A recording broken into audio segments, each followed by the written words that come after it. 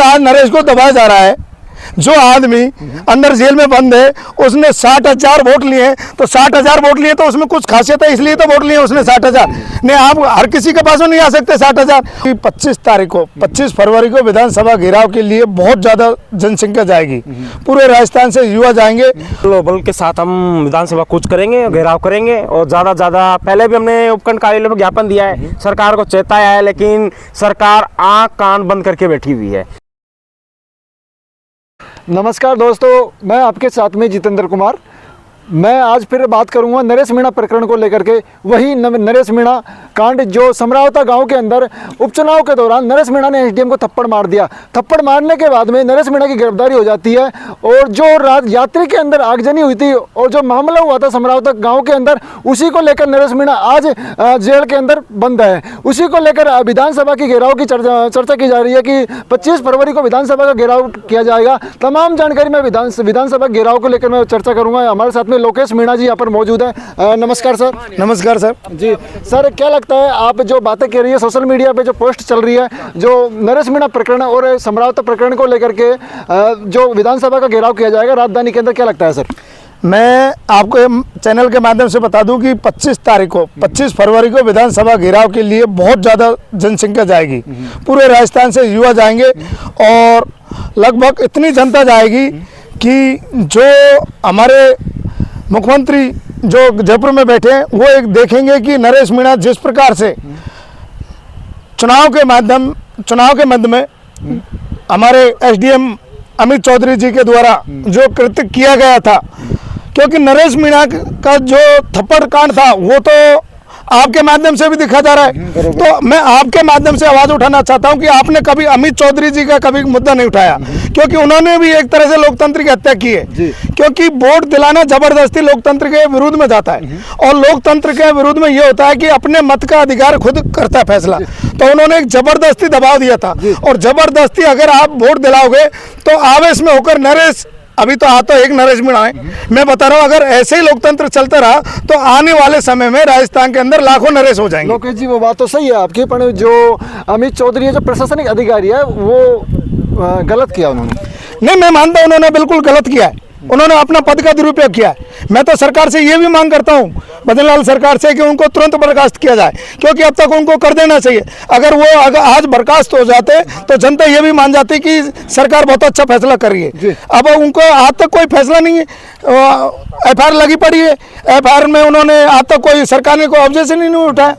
तो ये जैसे प्रकार से नरेश भाई को जेल में डाला गया है और लगातार उसके ऊपर दबाव दिया जा रहा है, तो मैं तो हमारे समाज के भी बड़े लीडरों से निवेदन करूंगा कि आप नरेश भाई का साथ दें, क्योंकि उन्होंने एक थप्पड़ दिया है। चलो मैं मानता हूं सरकारी लोकतंत्र में थप्पड़ देना भी एक गलत है, तो उसकी इतनी बड़ी भी सजा नहीं होनी चाहिए कि आप लगातार उसके ऊपर इतना दबाव दे रहे हैं, इतना टॉर्चर कर रहे हो, वो भी बहुत गलत है। सर, जब से नरेश मीणा गिरफ्तारी हुई तब से ही आप प्रयास कर रहे हो, समाज के लोग हैं जो उपखंड स्तर पर ज्ञापन वगैरह दे रहे हैं, महापंचायत वगैरह कर रहे हैं, 2 से 3 बार महापंचायत हो गई है, पर उसके बावजूद भी सरकार के ऊपर कोई प्रभाव नहीं पड़ रहा। जी, हमने हमारे टोड़े भी उपखंड महोदय को भी ज्ञापन दिया है, एक बार नहीं 3 बार ज्ञापन दिया है, और हमने उन्होंने ज्ञापन के माध्यम से हमने जो एसडीएम महोदय थे अमित चौधरी जी, उसको सस्पेंड करने का आदेश भी हमने ज्ञापन के माध्यम से दिया है। तो मैं मानता हूँ ज्ञापन देने से कोई फायदा नहीं है, क्योंकि युवाओं की तो आवाज़ सुनी नहीं रही, सरकार दबाई जा रही है आवाज़।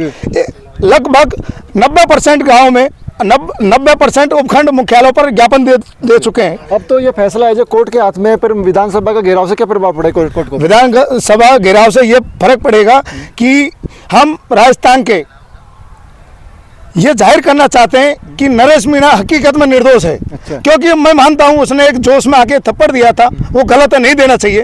तो उन्होंने एक तरह से जो ये कर्तव्य किया है ना सरकार ने लोकतंत्र को, और अगर उनको गिरफ्तारी करना था तो वो तुरंत ही करते, क्योंकि प्रशासन भी तो वहाँ मौजूद थे। तो उन्होंने तो एक लोकतंत्र में एक षड्यंत्र रचा है कि रात के समय में गांव के ऊपर आक्रमण करना, इतना प्रशासन लगा दिया है।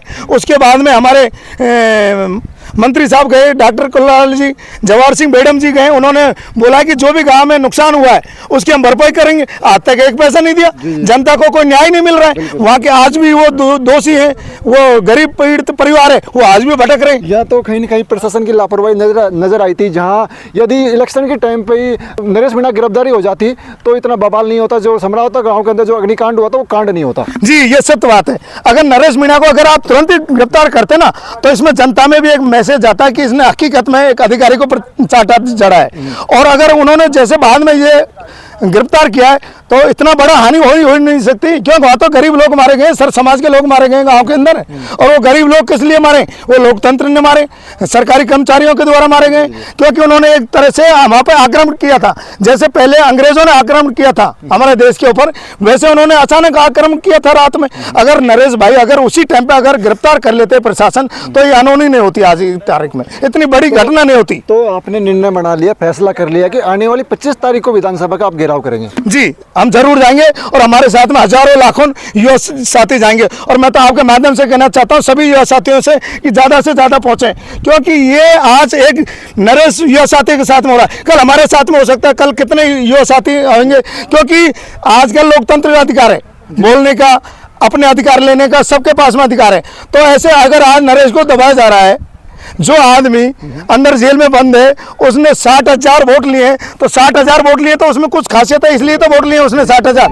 नहीं, आप हर किसी के पास में नहीं आ सकते 60,000। उसने उसमें पहले निर्दलीय थे, 42,000 वोट लिए। मैं तो धन्यवाद देना चाहता हूँ ऐसे हमारे युवा साथी को। तो जो पंचायत के विधानसभा घेराव के लिए क्या तैयारी की गई है अभी प्रेजेंट के अंदर? तैयारी ये है कि हम गांव-गांव पीले चावल बांट रहे हैं। और हमारे जो नरेश जी के पुत्र हैं वो कल हमारे रैनी पड़ोस में जो रैनी है उन्होंने भी आए थे। कल उनका यहाँ टाइम नहीं निकल पाया पंचायत में आने के लिए, और चारों तरफ टीम लगी हुई है, प्रत्येक गांव में घूम रही है टीम। बहुत बहुत धन्यवाद आपका। तो हमारे साथ में यहाँ के युवा भी हैं। आपका शुभ नाम क्या है सर? पुष्पेंद्र साता है। पुष्पेंद्र जी, क्या लगता है नरेश मीणा प्रकरण को लेकर जो विधानसभा घेराव किया जाएगा उसके बारे में क्या कहना चाहते हो आप? दल और बल के साथ हम विधानसभा कूच करेंगे, घेराव करेंगे और ज़्यादा से ज़्यादा, पहले भी हमने उपखंड कार्यालय में ज्ञापन दिया है, सरकार को चेताया है, लेकिन सरकार आँख कान बंद करके बैठी हुई है। इस प्रकरण पर कोई ध्यान देना नहीं चाहती, जूत तक नहीं रेंग रही है सरकार की। तो अब वक्त आ गया, समय आ गया है कि सरकार के सिर में कील चुभाने का। जी, वही बात करते हैं। नरेश मीणा के समेत 51 लोगों को गिरफ्तार किया गया था, बाकी लोगों की जमानत हो चुकी है, पर लेकिन नरेश मीणा की जमानत नहीं हो पाई है। देखो, न्यायपालिका है, कुछ टिप्पणी नहीं कर सकते हैं, लेकिन ऐसा प्रतीत हो रहा है कि न्यायपालिका भी सरकार के दबाव में है, इसलिए जमानत नहीं हो रही। एक थप्पड़ कांड को देख लीजिए, पूरे पुराने इतिहास में जाइए कि धौलपुर के विधायक ने भी थप्पड़ कांड किया, उनकी भी 20-25 दिन में जमानत हो गई। उन्होंने तो मारपीट की थी बुरी तरीके से, बलिंगा जी जो विधायक थे उन्होंने, और कई अभी तक विधायक हैं जिन्होंने मारपीट की अधिकारियों के साथ, उनकी 20-25 दिन में जमानत हो गई है। लेकिन नरेश मीणा की अभी तक जमानत नहीं हुई है और हम रिहाई चाहते हैं नरेश मीणा की। जी, तो दोस्तों आप देख सकते हो, ये हमारे साथ में पुष्पेंद्र जी साता और लोकेश भजेड़ा हमारे साथ में मौजूद थे। नरेश मीणा प्रकरण को लेकर के मैंने कुछ सवाल किए थे इनसे। तो आप देखते रहिए राजस्थान टीवी न्यूज़ चैनल में, आपके साथ में जितेंद्र कुमार। धन्यवाद।